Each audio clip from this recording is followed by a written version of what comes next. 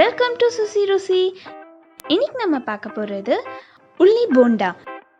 இதுக்கு தேவையான பொருட்கள்: கடலை மாவு 1 கப், அரிசி மாவு 1/4 கப், மிளகாய் தூள் 1 டேபிள் ஸ்பூன், கொத்தமல்லி, கருவேப்பிலை, 2 பச்சை மிளகா சின்ன சின்னதாக நறுக்கி வச்சுருக்கேன், இஞ்சி, 2 வெங்காயமாக நீட்டாக கட் பண்ணி வச்சுக்கோங்க, 1 ஸ்பூன் பெருங்காயத்தூள், 2 டேபிள் ஸ்பூன் உப்பு, எண்ணெய் பொரிப்பதற்கு தேவையான அளவு. இப்போ நம்ம மிக்ஸ் பண்ணுறது எப்படின்னு பார்த்துடலாம். ஃபஸ்ட்டு வெட்டி வச்சுருக்க 2 வெங்காயத்தையும் பவுலில் மாற்றிக்கலாம். இப்போ இதை கை வச்சு நல்லா பிசைஞ்சுக்கோங்க. இப்போது நம்ம எடுத்து வச்சுருக்கேன் பச்சை மிளகாவையும் இதில் சேர்த்துக்கிறேன்.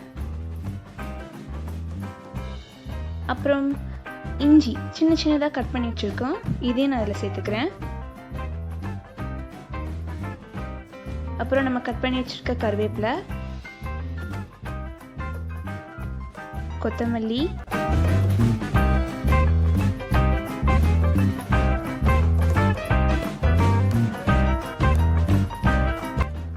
அப்புறம் 1 டேபிள் ஸ்பூன் மிளகாய் தூள், இதையும் நான் இதில் சேர்த்துக்கிறேன்.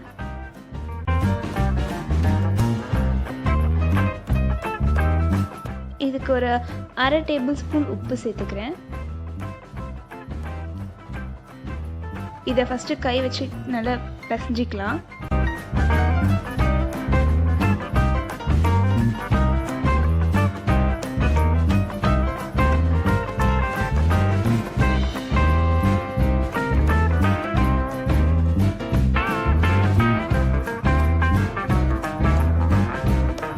இப்போ நம்ம எடுத்து வச்சுருக்கேன் கடலை மாவு இருக்கு இல்லையா, இதையும் இதில் நம்ம சேர்த்துடலாம்.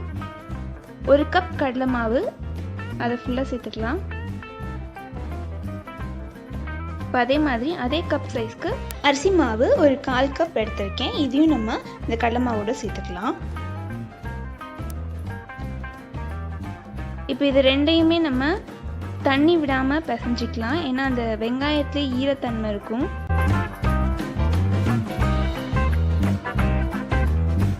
நல்லா விரவிக்கோங்க.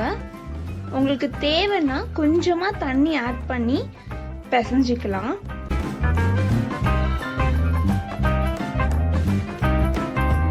நான் கொஞ்சமாக இப்போ தண்ணி சேர்த்து விரவிக்க போகிறேன். இப்போ நம்ம மாவு ரெடி ஆகிடுச்சு. இப்போ இதை நம்ம சின்ன சின்ன பாலாக உருட்டிக்கலாம். இது பாருங்கள், இந்த மாதிரி சின்ன சின்னதாக உருட்டிக்கலாம்.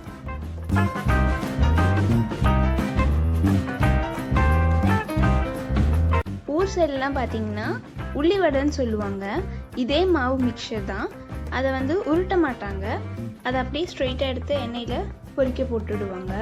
அதுக்கு பேர் உள்ளி வடைன்னு சொல்லுவாங்க. இது நம்ம ரவுண்ட் ரவுண்டாக சின்ன சின்னதாக உருட்டி உள்ளி போண்டாவாக போட்டுக்கலாம். இப்போ இதை ஃபஸ்ட்டு ரெடி பண்ணிடலாம், எல்லாத்தையும் உருட்டி வச்சிடலாம்.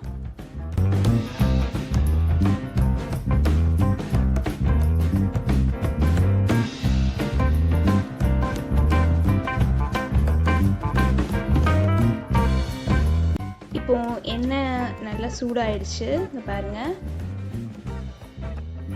இப்போ இதை ஒன்று ஒன்றா எடுத்து நம்ம எண்ணெயில் போட்டு பொரிச்சு எடுத்துடலாம். மீடியம் ஃப்ளேம்லேயே வச்சுக்கோங்க, இல்லைனா வந்து என்ன ஆகுனா வெளியில் நல்லா பொரிஞ்சிடும், உள்ளே உங்களுக்கு வேகாது.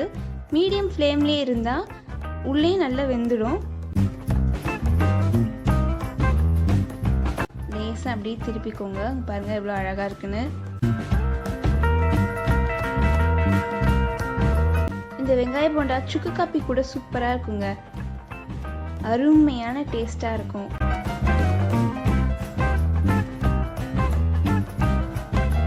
இதோ நம்மளோட சுவையான போண்டா ரெடி ஆயிடுச்சு. இதை தட்டில் மாற்றிடலாம்.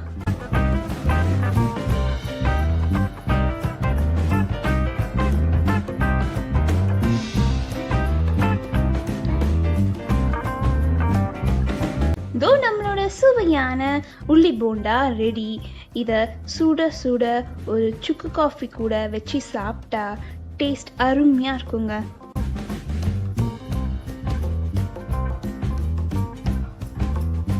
வாவ், இங்கே பார்த்தீங்கன்னா உள்ள நல்லா வெந்திருக்கு. இந்த வீடியோ உங்களுக்கு பிடிச்சிருந்தா லைக் பண்ணுங்க, ஷேர் பண்ணுங்க, மறக்காம சுசி ருசிக்கு சப்ஸ்கிரைப் பண்ணுங்க.